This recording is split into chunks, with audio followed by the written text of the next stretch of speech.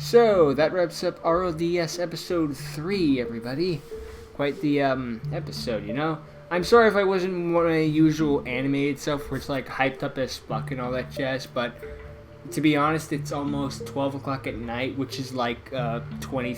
So it's like 23 and 24 minutes here, and my parents are kind of trying to be asleep, and I don't want to look at my entire family, so I can't exactly be bouncing off the walls, you know? I apologize for that, but, you know, I would have done this more in the day, but sometimes real life's a bitch. But enough of my excuses, let's get into what actually happened. So, of course, in this episode, Justin and Danielle had a pointless duel that didn't go much of anywhere, but hey, we got to see those two face off, so it was still a good duel and all that jazz. Just like, you know, it's one of those where just like, you know, Ronan just said something, this would never be happening, and he does say something and stop it from actually happening, or finishing at least. So in other words, at that point he was just cock blocking, but I guess he just wanted to stop it before we did anything, you know, unrepairable, like, I don't know, someone makes something so gigantic that just blows a hole through a building or some shit, who knows. You know, stop it before it can get any worse. Again, another moment in Yu-Gi-Oh! Where this entire thing would have never happened, where we just said, hello, my name is. The sad thing is, this isn't even the first time I've ever seen this. Everything, and I'm just talking about in Yu-Gi-Oh! In general, like in the fan series, I have seen the whole, if I had just said my name, this would have never happened. It's the simplest fucking thing, you know. I got to bring out the little tidbit about Danielle and how his name doesn't work in American like how you think it does.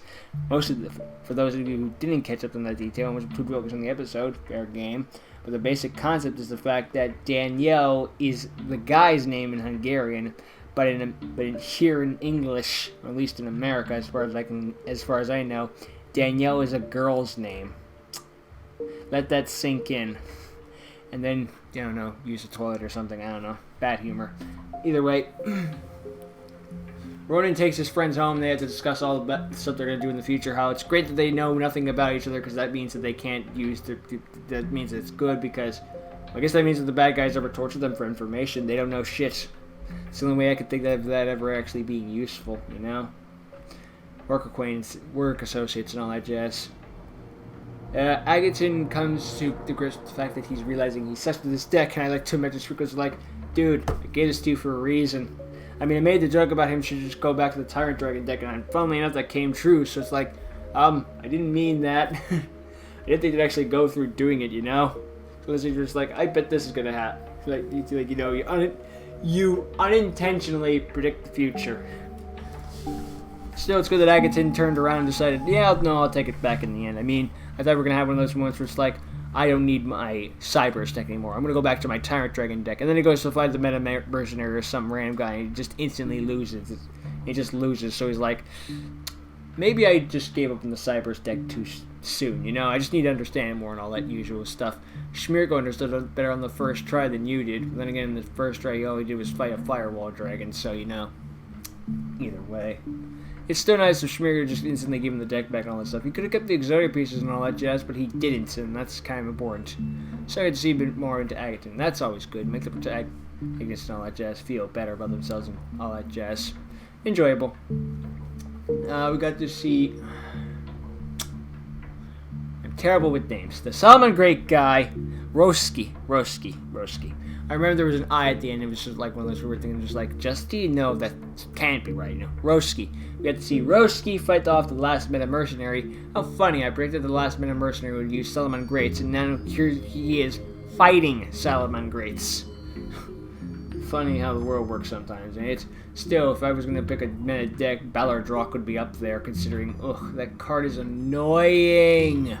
It's so annoying, and Zombie War is such a pain, and the guys with the Rivalry of Warlords basically says, you can't play dual monsters. Thanks, arsehole. Just because it's good and for competitive doesn't mean I have to like it. Really, what you gonna do sometimes, though, eh? I mean, I'm not saying Balladrock's a bad card, just an annoying card. It's one of those decks where I just start fighting against and I realize this isn't gonna be any fun. I don't know. Whatever. It was a good duel and all that jazz, and it was a great duel scripted by Malak Sunka. I know this. I probably butchered that name anyway, but I hope I at least got the Malak part right. Malak Sunka. Whatever. This is the tutorial of how Malak's supposed to be pronounced. Anyway, yeah. A good duel and great. He well scripted. Of course, he had a Solomon Greats one. He loves Solomon Greats.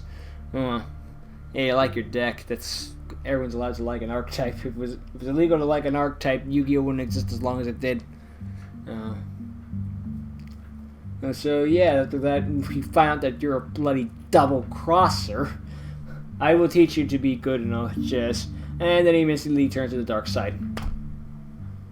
How many fornits were you paid? Because I know the Hungarian inflation and all that jazz happens where everything costs tens of millions of fornits to be about $5 or some shit like that. How many fornits were in that envelope? Or maybe you paid in American money, so therefore it would be worth more and you could just transfer it faster. Or maybe I used Monopoly money. Or maybe I'm overthinking a Yu-Gi-Oh trading card game meant for children. Who knows? Hey, adults can use it all they want and all that jazz. At the end of the day, the ages still say 6 and up on the box. Which is why they gave him the Master Pendulum deck with over like 200 words. It takes a solid 2 minutes to read if you read all the card text. Thanks, Konami. This game is made for kids. What's with all this fucking text? Oh, that's another that thing itself. Yeah, it's a play double crosser. I was afraid that we were gonna see Mephisto's face. I'm like, this is a little early, you know? It's like, it feels like, if he reviewed his face, it wouldn't feel awful, but it's like, I kind of like the surprise, you know? Even though it's probably just going to be Tamash. I'm going to bring that point into the ground until I'm proven wrong. Yeah. He's got to do the famous thing about holding the sculpture of, like, wherefore art thou, Romeo, and all that boo-hickey. At least he's not, I was going to say, at least he's not playing chess, but he played chess before.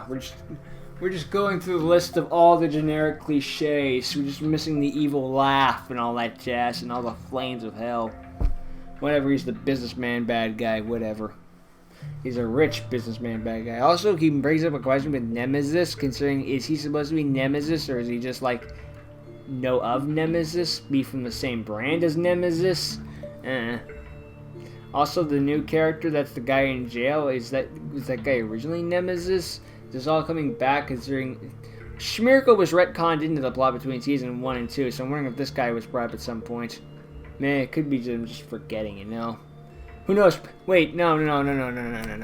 I have an idea of who this is. I'm going to make my prediction now as to who this guy is, and this one's my finite one, okay? And RLDS, Lehel, Agaton, you can tell me if I'm wrong or tell me if I'm right, or you can leave it a secret. I don't care which, but this is my prediction going forward, so enough stalling.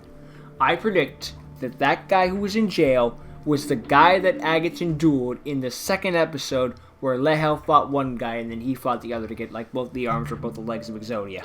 And, you know, he had to use Buster Bladers and showed that off and stuff. So that is my prediction as to who that man is. I think he went by a fake name in the episode title or something like in the episode 2 or something like that, but I'm probably gonna have to fact check that part later. So again, that is my final prediction. And this gets around that it actually was Nemesis, and I'm gonna be like, fuck! What you gonna do? Because it can't be the Synchro guy. It could be Nemesis. It can't be Lehel. That's obvious because you know episode 1. And it's either the mask guy from episode 2 or Nemesis, or we retconned a guy in like we did with Schmirko. Still, we're gonna find out in the next episode, in episode 4. So that'd be something to look forward to at least. I wonder what will come out first, Link Wars or RLDS 4. Imagine if they're on the same week again. Oh god, no. Just everything coming out on Christmas is like, bah!